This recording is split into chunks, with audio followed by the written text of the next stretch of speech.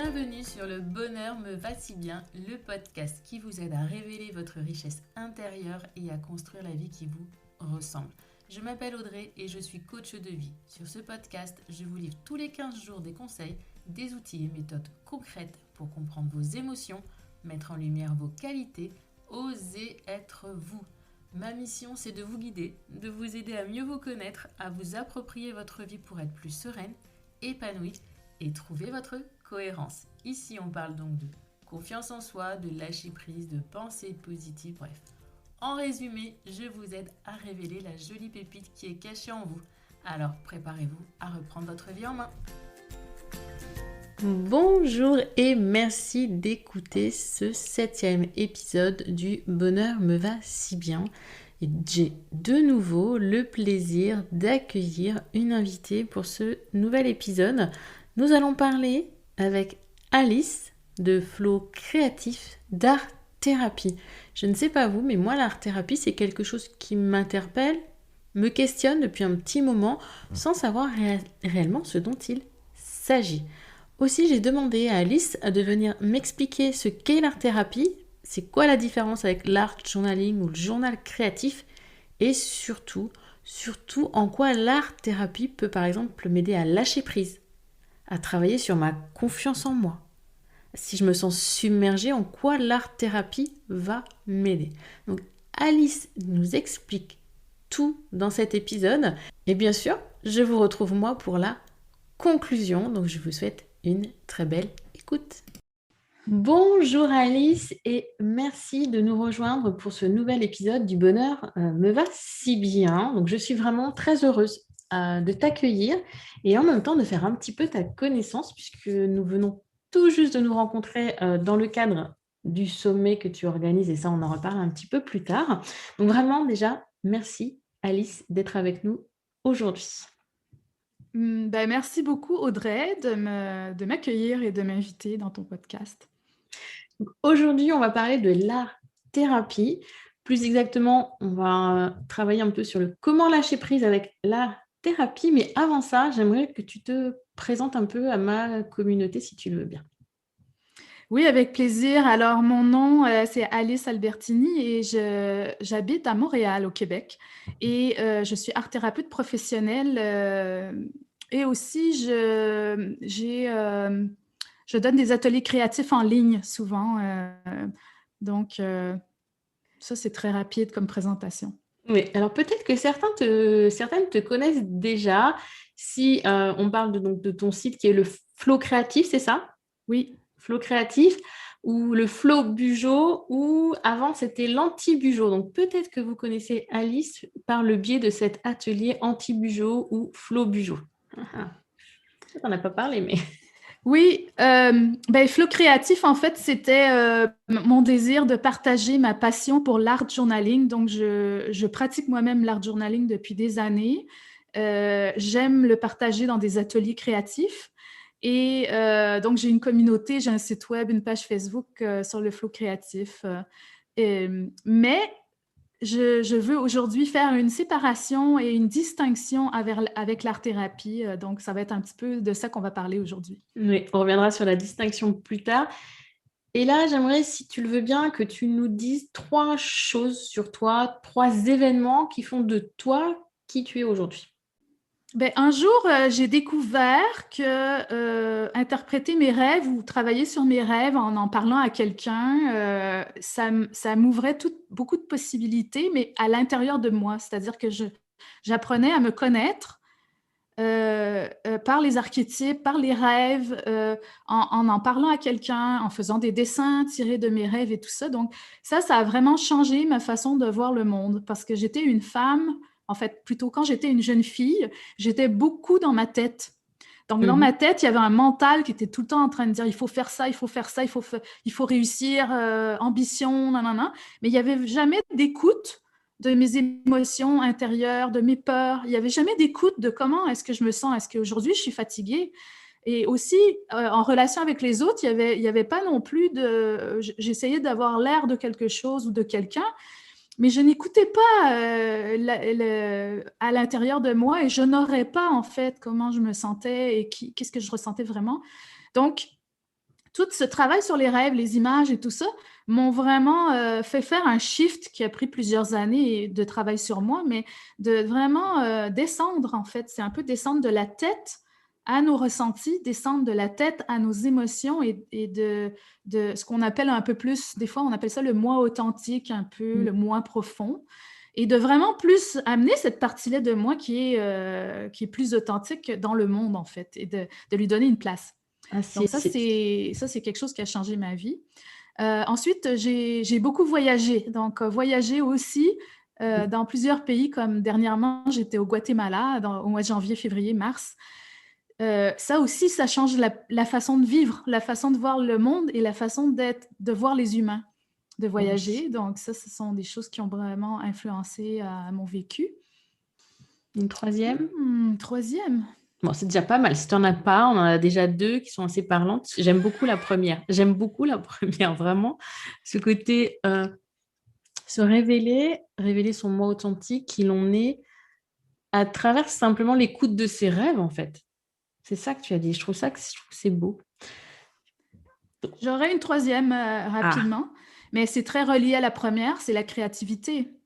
Oui. À partir du moment où j'ai écouté la voix intérieure, c'est pas l'extérieur, hein, c'est vraiment une voix intérieure authentique, créative, qui veut créer des choses et les montrer au monde extérieur, là aussi, j'ai découvert un pouvoir personnel et des possibilités incroyables.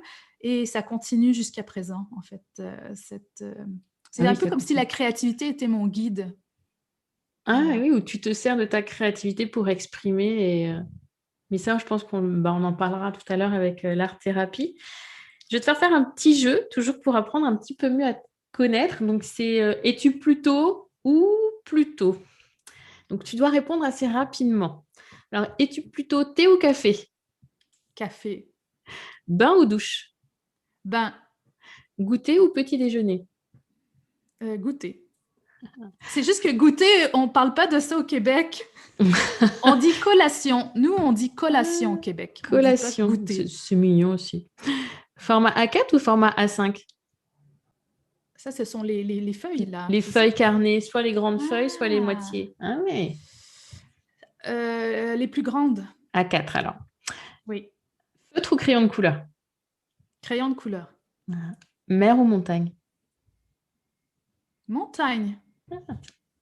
Voilà. C'est tout pour la connaissance pour Alice. Donc, je te remercie de t'être prêtée au jeu. Et on va rentrer à présent donc, dans le vif du sujet. Et je vais donc te demander qu'est-ce que c'est exactement l'art-thérapie? Qu'est-ce qui se cache derrière ce mot, enfin ces deux mots, art? L'art-thérapie, c'est une profession de la santé où on invite la personne à créer en séance. Donc, une thérapie régulière, la personne vient et parle de ses problèmes au thérapeute, au psychologue, au psychiatre qui écoute. Mais en art-thérapie, la personne va créer quelque chose de ses mains en lien avec son vécu, en lien avec ses souffrances, en lien avec ses difficultés présentes qu'elle vit. Et à la fin, on va en parler. Mais la création qui est faite ne vise aucunement d'avoir un résultat esthétique joli, fini, où on veut exposer. Là, c'est vraiment un reflet de la personne. Et l'art-thérapie est développée depuis une quarantaine d'années avec des recherches et ça a un impact vraiment incroyable sur la santé physique, la santé émotionnelle et la santé psychologique des gens. On peut travailler sur plein de problématiques du genre les survivants du cancer, des traumatismes, faire baisser l'anxiété, rehausser la confiance en soi, faire du sens d'un deuil ou d'une rupture. La dernière année, avec le confinement et la COVID, il y a des gens qui sont isolés, anxieux.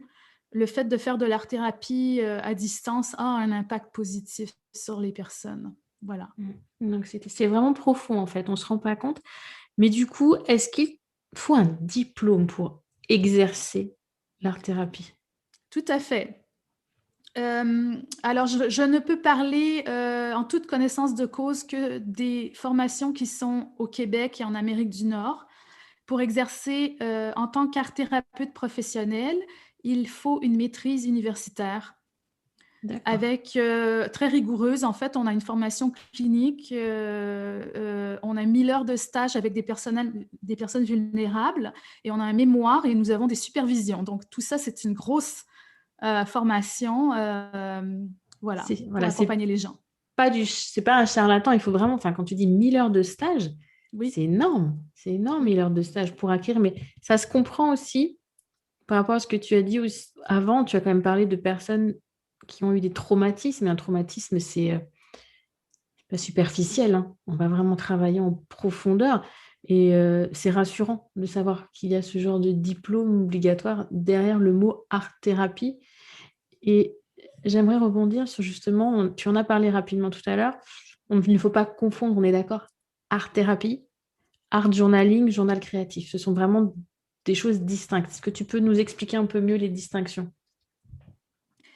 Euh, Ce qu'il faut comprendre avec l'art-thérapie professionnelle telle que je veux expliquer et partager pour comprendre les différences, c'est que la personne va créer, mais une chose essentielle en art-thérapie, c'est que la personne est accompagnée par l'art-thérapeute. Il y a la relation thérapeutique et il y a le cadre aussi autour de la personne qui permet d'aller plus loin en profondeur dans ces difficultés. Donc, si vous faites du art journaling à la maison et que ça vous fait du bien, vous exprimez des émotions, vous écrivez ce que vous vivez, et qu'il n'y a pas un art-thérapeute avec vous, ben, ça n'en est pas de l'art-thérapie. D'accord? C'est ça la différence, en fait. D'accord, c'est que l'art-thérapie, on est guidé et accompagné dans notre création, dans notre créativité, dans l'expression de ce qu'on doit sortir par un thérapeute. Euh, Parce que du coup, comment va se dérouler une séance? Par exemple, une séance type d'art-thérapie. On est deux, on n'est que deux dans un cocon, je pense, parce que je ne pense pas que ce soit un travail qui se fasse en groupe. Tu me dis moi si je me trompe, mais Je guide des groupes d'art-thérapie également. d'accord, sur Oui. certaines problématiques particulières qui sont communes à Oui. tous. Oui, par exemple, l'anxiété, le deuil, ou bien prendre confiance en soi. On a toujours un objectif de groupe pour un groupe. Et on fait des activités et le groupe c'est beau aussi parce que les gens Mm. se voient et s'entraident et Ouais. s'encouragent. La richesse d'un groupe. Moi, je suis persuadée qu'un groupe, enfin, moi, je le fais énormément dans mes accompagnements, des accompagnements collectifs. Ça tire vers le haut. Et du coup, pendant une séance, donc si aujourd'hui je venais te voir en te disant, voilà, j'ai telle problématique, j'aimerais la travailler, comment ça se déroule en fait une séance d'art-thérapie? Alors, avant que je décrive une séance d'art-thérapie en consultation individuelle, je veux juste noter que d'abord, il y a une rencontre pour se connaître où la personne explique qu'est-ce qu'elle a comme désir de travailler, quel est le problème, la difficulté, la souffrance qu'elle a. Ensuite de ça, je vois si je peux l'aider, si je suis habilitée avec ce que la personne vit à l'aider, parce que c'est pas tout le monde que je vais référer à d'autres personnes. Euh, Ensuite, nous avons une entente de confidentialité, donc tout ce qui est dit dans la séance, la création qu'elle fait, tout ça fait partie du secret professionnel. Et ensuite, on prend un rendez-vous. Donc, comment ça se passe? C'est que, la personne arrive et je lui demande comment ça va, comment elle arrive, donc qu'est-ce qui est présent à ce moment-là, cette journée-là.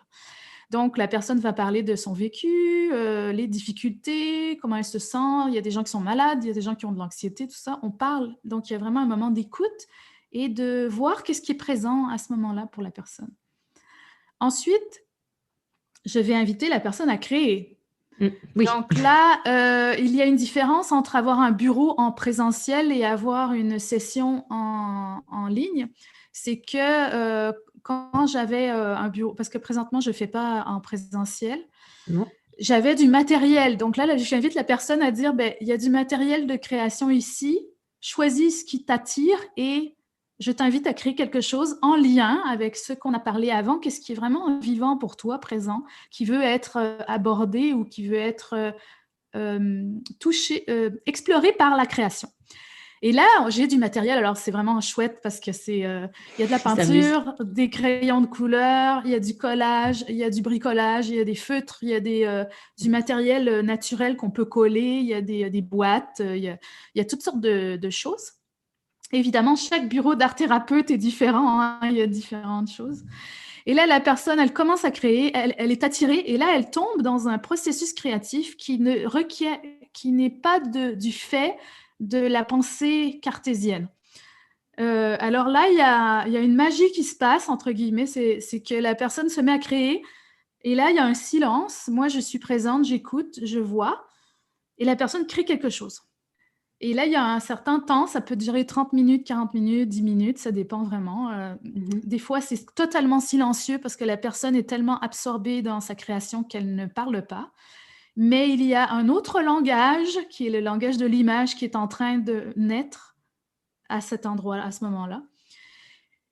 Et là, on observe beaucoup le processus. C'est-à-dire que moi, j'encourage vraiment la personne à pas dire ah non, mais ce que je fais, c'est pas beau, c'est pas ça que je voulais faire, même si ça, c'est pas grave là, mais c'est juste, j'encourage à dire laisse voir qu'est-ce qui vient. Et là, il se passe des choses incroyables, c'est-à-dire que la création commence à nous donner des informations, commence à nous parler en retour ou parler à la personne en retour. Et là, on a un dialogue entre l'art-thérapeute et la personne qui crée sur qu'est-ce que son image lui dit, qu'est-ce qui se passe en elle quand elle est en train de créer. Mais c'est tout un langage de l'inconscient, le langage des images, des couleurs, de la ligne, des matériaux, des textures, ou même des erreurs de parcours. Des fois, elle veut faire ça, mais ça donne pas. Je dis elle parce que souvent, ce sont des clientes que j'ai. Et ensuite, on en parle. Ensuite, on met la création un peu à distance, on regarde, puis je lui dis, qu'est-ce que te dit ton image? Qu'est-ce qui se passe en toi quand tu la regardes? Et là, il y a plein de choses intéressantes qui en ressortent. J'aime pas ça. Ah, ça me surprend. Oh, c'est ça que ça me dit. Il y a plein de choses. Et voilà, à la fin, on termine avec un dialogue de regarder l'image et de voir qu'est-ce qui en ressort. Voilà. Et avant de commencer la création, est-ce que toi, en tant qu'art thérapeute, tu donnes des directives ou aucune?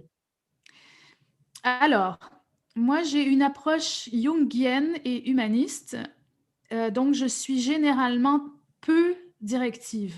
C'est-à-dire que je pose des questions à la personne, qu'est-ce qui est là au début, là, comme je disais, on a un échange verbal. Mais ensuite, j'ai dit, vas-y. Donc, Au plaisir. mais si la personne est un peu bloquée, ne sait pas par quoi commencer, ou des fois, il y a de la résistance à créer, hein, parce que la création révèle des choses profondes. Hein, donc, il y a des gens qui avancent vers la création, mais qui ont un peu de résistance. Fait que là, j'ai dit, si jamais ça arrive, ben, je donne des suggestions. D'accord. C'est des invitations. Parce que ça peut faire peur, justement, comme tu dis, ce côté, je vais créer la peur de l'imperfection, encore et toujours, le manque de lâcher prise, manque de confiance en soi, enfin, toutes ces choses-là, et de se dire, moi, créer quelque chose, enfin... Donc, d'accord. Donc, tu peux éventuellement, en tant que thérapeute, on va dire, guider, inviter, comme moi, je peux le faire en coaching, à voilà, proposer, inviter, et la personne, après, bien, se sert de tes propositions et de tes invitations pour... en tout cas, merci pour cet éclaircissement. Du coup, tu as dit, une séance, ça peut avoir une durée plus ou moins variée en fonction du temps de création, c'est ça? Non, une séance individuelle dure 1 heure. 1 heure? Nous avons un temps pour ça. Il est terminé, d'accord. Et pour travailler une problématique, il faut compter combien de séances? Est-ce qu'une seule peut suffire? Est-ce qu'il en faut plusieurs? Comment ça se passe? En fait, ça dépend vraiment de plein de critères. Alors, il y a les critères de qu'est-ce que la personne veut travailler. Ensuite, il y a les critères de savoir est-ce que ça marche pour cette personne et qu'elle a envie de continuer de séance en séance. Oui. Et ensuite, des fois, en une séance, la personne elle fait une prise de conscience qui lui suffit pour le moment.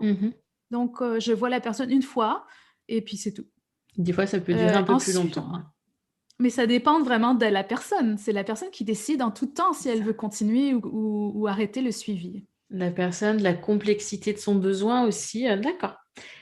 Et pour répondre à la question, s'il y a quelque chose qui est lourd et problématique depuis des années, eh bien, effectivement, ça pourrait prendre de nombreuses séances pour aller mieux. Oui. Pour nettoyer, extérioriser tout ce qui est à extérioriser.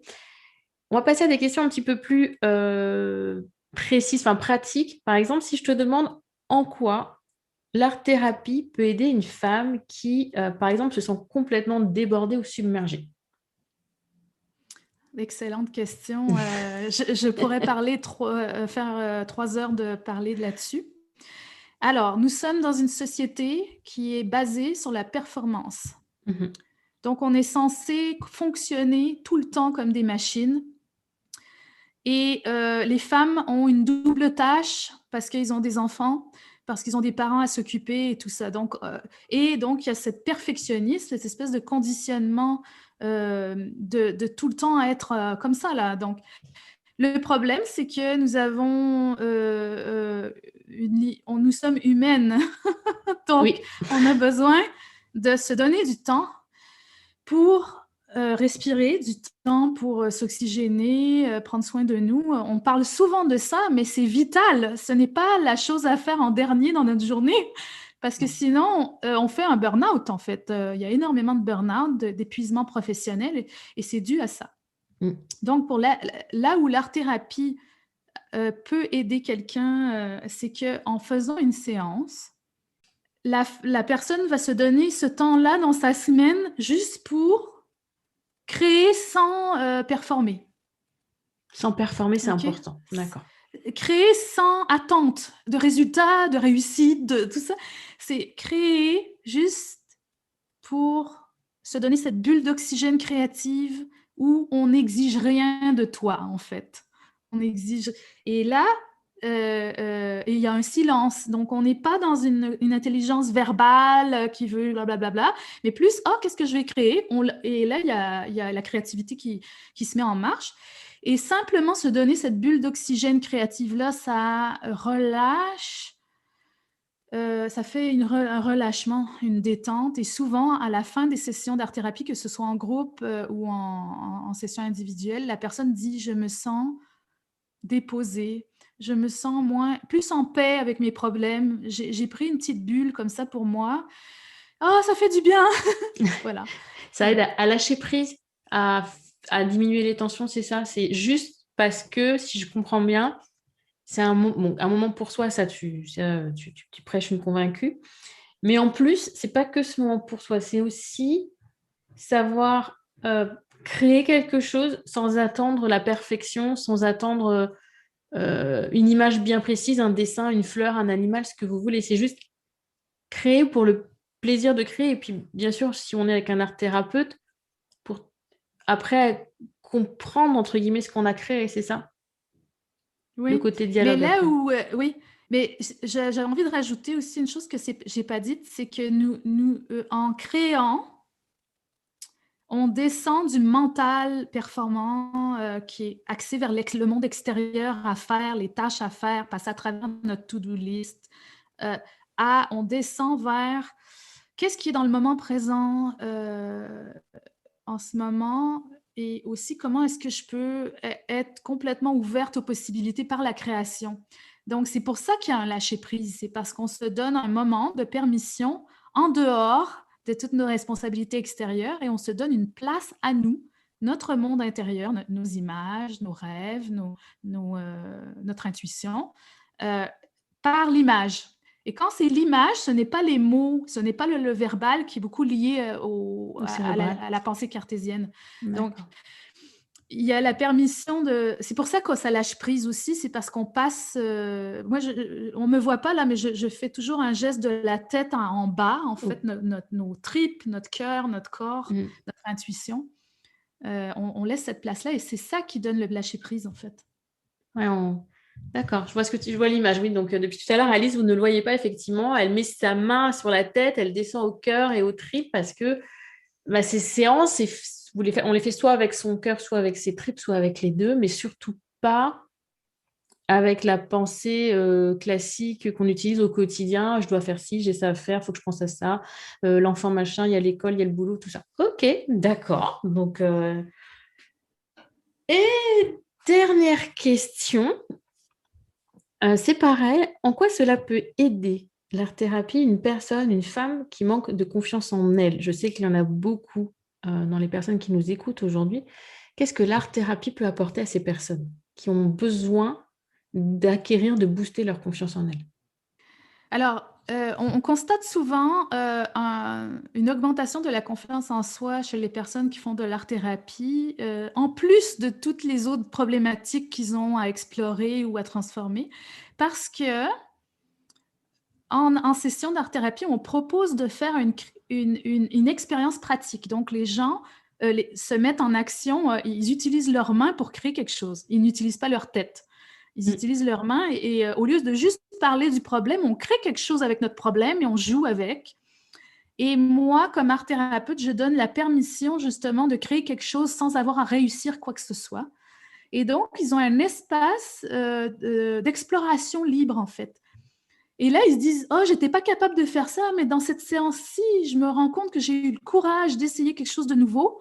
Et là, j'ai pas si mal réussi finalement et j'ai survécu au syndrome de l'imposteur. Mm. J'ai Sort- survécu à toutes les critiques qui sont tout le temps dans ma tête en disant t'es pas capable, t'es nul, t'es ci, t'es ça. Regarde comment tu dessines mal. Tu sais, il y a vraiment Ouais. une tête tout le temps critique qui est tout le temps présent aussi dans la création. Mais plus ils se donnent la permission de créer et d'essayer des choses qu'ils n'ont jamais fait avant, et plus ils se disent, mais j'ai réussi, je le fais, c'est pas parfait, mais je suis heureuse de l'avoir fait et c'est pas si mal. Tout ça développe chez cette personne-là une preuve Mm. concrète de leurs compétences qui peuvent ensuite transférer dans leur vécu, dans leur vie, dans leurs relations, dans leur Ouais. voilà. C'est comme Donc ça, c'est j'appelle une moi chose qui se souvent, passe. ce sont des sorties de zone de confort en fait. Puisqu'on les, Tout à fait. entre Mais c'est dans un guillemets, cadre sécuritaire. c'est ça. Il n'y a pas de jugement. Je n'ai aucun jugement. Donc, elles peuvent le faire et l'explorer en étant en sécurité quand même. Donc, c'est pour Voilà, ça que ça marche. c'est ça. Et c'est voilà, le petit pas. C'est vrai que moi, souvent, je dis, ça sert à rien de vouloir de passer d'une zone de confort à la zone de danger, le truc super loin, et de se dire, ah, je peux pas, on est bloqué. Avancer petit à petit et sortir de sa zone de confort par la créativité, je trouve que c'est intéressant. Parce que comme tu le dis, en plus, là, c'est sécurisant, quoi. Il y a rien qui va se cacher derrière. Je te remercie beaucoup, Alice, pour toutes ces précisions sur l'art-thérapie. Je le vois même moi d'une façon différente, puisque j'ai regardé un petit peu, tu vois, c'est l'art-thérapie, ce que c'était, journal créatif, art journaling. Donc, j'avais bien perçu les différences, mais je ne pensais sincèrement pas que tu pouvais travailler autant en profondeur en art-thérapie. Donc, je vais me coucher beaucoup moins bête ce soir et heureuse de l'apprendre parce que ça ouvre pour moi beaucoup de possibilités aux personnes qui nous écoutent aujourd'hui. Est-ce que tu as quelque chose à rajouter sur l'art-thérapie en général et après on parlera de ce que tu es en train de nous préparer? Alors, je suis heureuse d'avoir pu expliquer avec la conversation avec toi qu'est-ce que c'est l'art-thérapie et de la distinguer des choses et puis de un peu plus préciser qu'est-ce qu'on fait pour Mm. que les gens comprennent. Parce que l'art-thérapie, elle est souvent confondue avec le coloriage. Ah, je colorie, je fais de l'art-thérapie parce que c'est Mm. marqué art-thérapie sur les livres à colorier pour adultes. Et ah oui, je fais du bricolage, ah, c'est mignon. C'est Mm. mignon, je me détends parce que j'ai fait du bricolage et c'est de l'art-thérapie. Et évidemment, ça, c'est toutes des choses qui sont souvent des lieux communs que le grand public étant donné qu'ils ne connaissent pas exactement en Mm. précision, le disent et le croient. Alors, moi, je suis vraiment comme en mission pour dire mais non, mais non, mais non, attends, c'est pas ça, c'est beaucoup plus. Ouais. S'il te plaît, utilise le terme art-thérapie en comprenant que c'est beaucoup plus que ça. Donc, c'est pour ça que je viens aussi parler aux gens qui s'intéressent à ça pour clarifier Mhm. et inviter aussi les gens à en faire l'expérience s'ils sont attirés par cette expérience-là. Tout à fait. C'est aussi pour ça que je t'ai proposé de venir aujourd'hui parce que je sais qu'il y en a certaines dans l'audience qui ont déjà testé l'art-thérapie et qui, voilà, en sont enchantés. D'ailleurs, suite à un échange, il y en a une qui vient de me dire: «Ah oui, c'est vrai que là, peut-être que je devrais en refaire parce qu'au final, ça me ferait du bien», tu vois? Elle qui a déjà testé, va y revenir. Donc j'ai testé une séance, en fait, une séance, et c'est comme un coach, je pense. L'art thérapeute, il faut que ça matche, si je peux le dire ainsi. Il faut que quand on choisisse, son thérapeute, qu'il y ait quelque chose qui se passe entre les 2 personnes. C'est pas, et tu le disais toi-même tout à l'heure, en tant qu'art thérapeute, tout comme moi en tant que coach, si la personne vient me voir avec une problématique qu'entre guillemets je ne suis pas, habilitée, prête, ou je ne sens pas, je vais la renvoyer vers un confrère ou une consoeur, et ça, je trouve que c'est gage de professionnalisme. Et donc soyez rassurés, un art thérapeute est un professionnel qualifié, diplômé, heu qui saura vous encadrer vraiment dans un cocon sécurisant, sans aucune, comment je peux dire? Sans aucun jugement. Voilà, vraiment sans aucun jugement, ni aucun, et ça fait du bien, comme tu le disais, parce qu'on est tellement jugé dans notre société actuelle sur la performance, l'apparence aussi, que ça peut faire du bien. Mmh. Et du coup, effectivement, tu milites pour l'art-thérapie, tu milites tellement que tu prépares un sommet. C'est même pas que tu prépares le jour, là, au moment où on enregistre, tu le prépares, mais au moment où l'épisode va sortir, ça commence demain. C'est un sommet sur l'art-thérapie qui a lieu donc du 29 avril au 3 mai. Et est-ce que tu peux nous en dire un peu plus sur ce sommet, s'il te plaît? Oui, alors donc la raison pour laquelle j'ai organisé ce sommet, c'est que je voulais donner la visibilité et faire connaître l'art-thérapie en français, en ligne. Mmh. Ce sommet, tu as donné les dates. Il y a 15 conférences données par des art-thérapeutes professionnels francophones. Il va y aussi y avoir, ça dure 5 jours, donc il y a 5 ateliers pratiques par Zoom, donc en distanciel. Et ensuite, il y aura aussi des questions-réponses avec les conférenciers aussi également en direct. Et tout ça, l'accès est gratuit. En fait, vous pouvez vous inscrire gratuitement, vous allez avoir accès. Et si vous voulez prendre votre temps pour tout regarder avec des bonus et tout ça, il y a un coffret qui est en vente également. Il y a une option payante si vous voulez. Donc, c'est vraiment une invitation à nous joindre. On a beaucoup de monde. Moi, je suis ravie de voir l'engouement du sommet. Déjà, il y a des inscriptions. C'est Et génial. voilà. C'est génial. Et bon, pour celles ou ceux qui nous écouteraient après le 3 mai et qui se diraient: «Ah, la flûte, j'ai raté un truc», oui, je vous confirme, vous avez raté quelque chose. Mais le coffret dont vient de parler Alice est disponible en vente pendant 6 mois. Donc ça laisse le temps, si vraiment c'est un sujet qui vous intéresse, hein, je vous mettrai bien sûr le lien dans le descriptif de l'épisode. Heu, voilà, il y a 6 mois, et je suppose qu'Alice, vu le succès déjà alors que ça n'a pas encore commencé, recommencera l'année prochaine. Donc ne vous inquiétez pas, Alice nous refera un sommet de l'art-thérapie francophone, je pense en 2022, si toutefois vous écoutiez cet épisode un petit peu trop tard. Est-ce que tu as du coup quelque chose à rajouter par rapport au sommet, Alice? J'ai vraiment hâte, de Mmh. vivre et de partager cet événement-là. Je crois que c'est un événement, c'est la première fois que ça se fait de cette façon-là.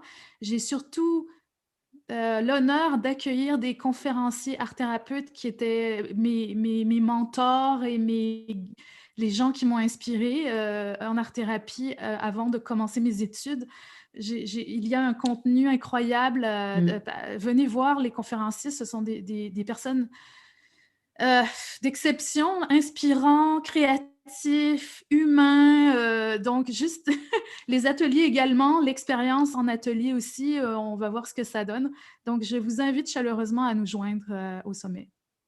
Et je fais de même, bien évidemment, sinon Alice ne serait pas là aujourd'hui. Mais en tout cas, Alice, vraiment merci, merci beaucoup de t'être prêtée au jeu de ces questions-réponses. Et puis, bah, de toute façon, je te dis à très bientôt parce que je pense qu'on a de belles choses à faire ensemble. Merci beaucoup Audrey, ça m'a fait bien plaisir, et je salue aussi ta communauté. Mmh. Merci, à bientôt. À bientôt. Un très grand merci à Alice pour cette belle découverte de l'art-thérapie qui m'ouvre vraiment de nouvelles portes et de nouveaux horizons. Je pense que je n'hésiterai pas, lors de prochains coachings, à diriger éventuellement mes coachés vers l'art-thérapie si je ressens que cela peut les aider. Donc n'hésitez vraiment pas à tester de votre côté, à me dire ce que vous en avez pensé. Et au final, on peut tester l'art-thérapie pour tellement de choses, que ce soit vraiment un traumatisme profond. On a parlé de survivants du cancer, d'autres traumas, on a parlé de confiance en soi, de lâcher prise, de perfectionnisme.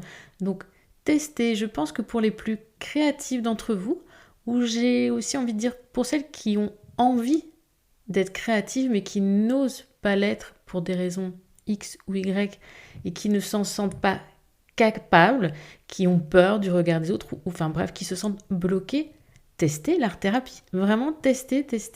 Donc Alice, je pense que nous la retrouverons très vite, peut-être pas ici sur le podcast, mais peut-être en live ou en atelier. J'ai vraiment envie d'aller un petit peu plus loin avec elle sur ce côté créatif, pas en art-thérapie bien évidemment, mais regardez son site, regardez ses réseaux sociaux, Flow Créatif, et vous verrez, je pense que ça vous parlera beaucoup. Merci d'avoir écouté ce 7e épisode et je vous dis à très bientôt. Je vous souhaite comme d'habitude une bonne soirée, une belle journée, un bon week-end, une belle semaine.